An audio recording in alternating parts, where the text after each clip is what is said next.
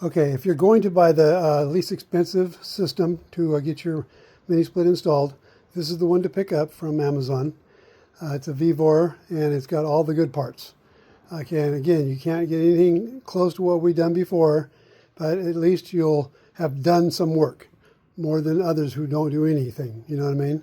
So anyway, this is the one to get. I'm going to go ahead and unbox this for you and show you what all comes in it, okay? Okay, we will have our unboxing now. It's 109 degrees in here. It's 110 degrees in the shade. It's hot. Anyway, so yes, we have this thing covered. This was brand new, still brand new. And we're going to go ahead and unbox it for you, see what you get inside this kit.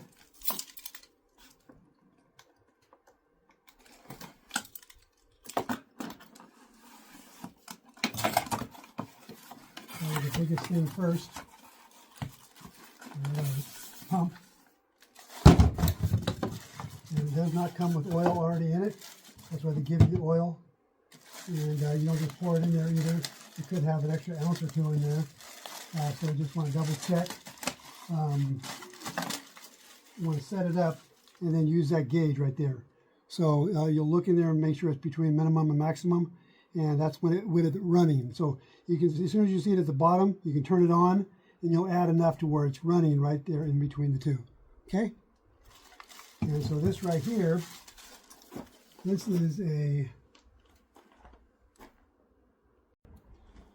1/3 horsepower, 4.5 CFM. Okay? So it's probably, it's about, the other one I just showed you was 7 CFM. So 4.5 is a little more than half. It will do it in time. I do have a video that shows this exact pump working and how fast it pumps down, okay? So our systems are nice and dry and tight. It's not like an old system you're working on, so this will get you through, okay? Now that's the pump right there, it's 4.5 CFM. Now it also comes with some more stuff, so we'll go and take a look at that.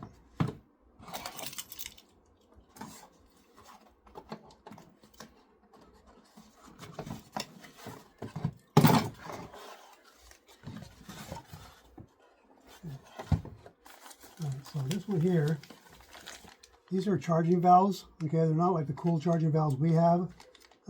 These ones here, these have low loss fittings on it, so you have no problem with whatsoever with, just tighten it by fingers tight. With these ones here, they come with 3 different ones, and let me just open them up and show you, kind of walk you through them. They have a couple of different gaskets, so you have a couple of gaskets in case yours get messed up or something. So there's a couple extras, and they come already pre-gasketed. And this one here is about as close as we got, except it's not low loss. So you simply just tighten it up, and then wherever you're at, that's where it stays. So then you got to use that based on wherever it turns out, okay? And so, like, let's just say it was on a bottle of refrigerant, and without the low loss fittings that actually turn, and you determine where that thing's going to end up at.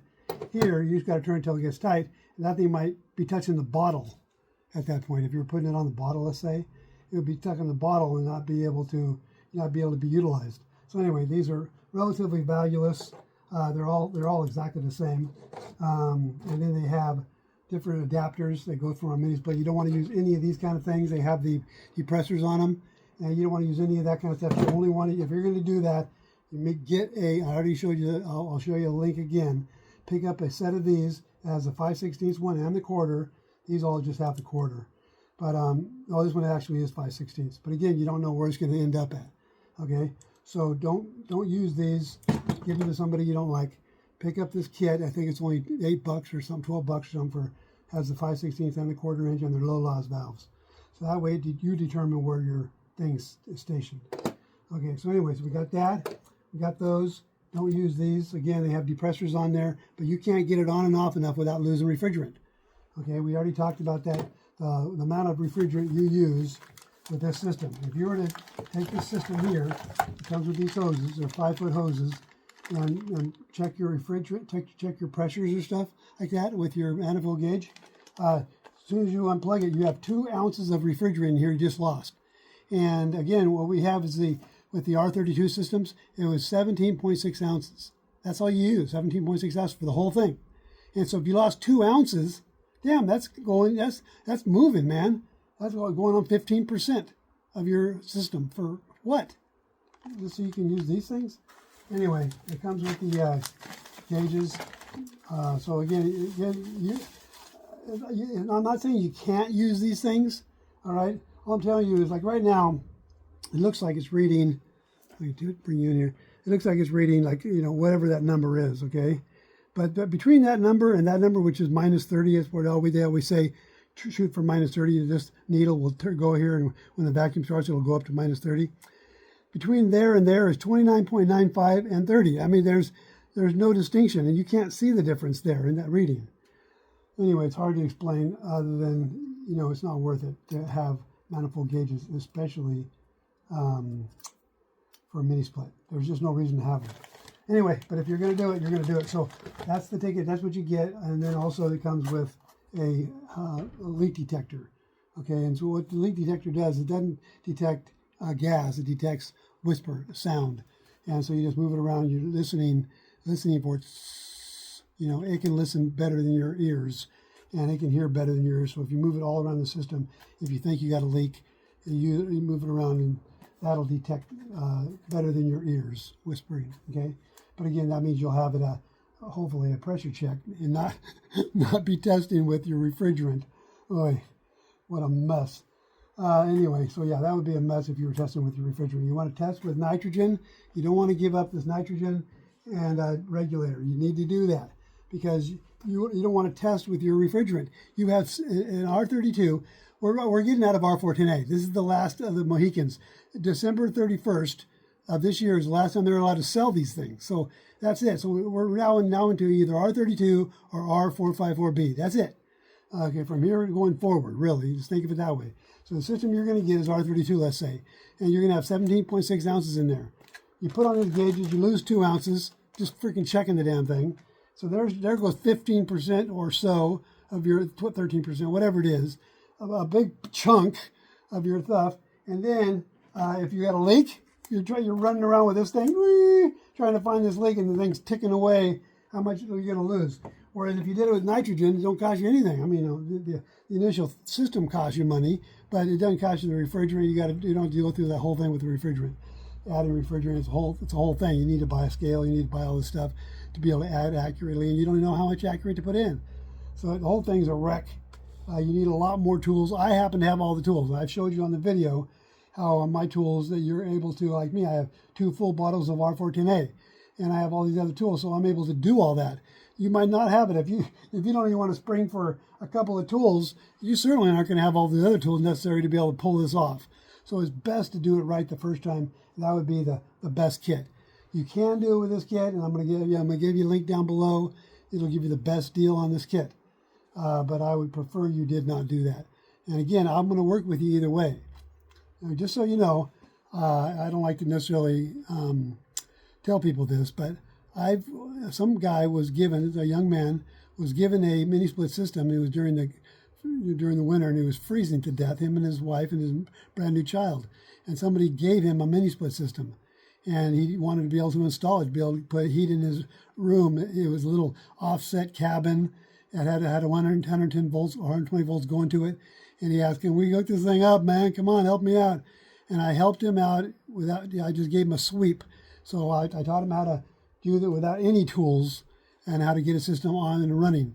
And that's probably good for a season, maybe 2 at the most. It's just called a sweep, and you sweep the system. Instead of vacuuming it down, instead of checking things out, doing it right, your system should last you a lifetime. If you install correctly, the system should last a lifetime. My oldest one, I started 6 years ago. My oldest one, 6 years, and run perfectly. And your system will run perfectly. Like right now, I just showed you my last video, my system getting 41 degrees, during summer. So it's freezing. That's perfect. Now you can set it any degrees you want, but it'll pump out down to 41 degrees. And when it's winter, it'll pump up, high as you want it. It's already too damn hot. Turn it down. It's killing me. So the point is, your system will perform for you if you do it correctly.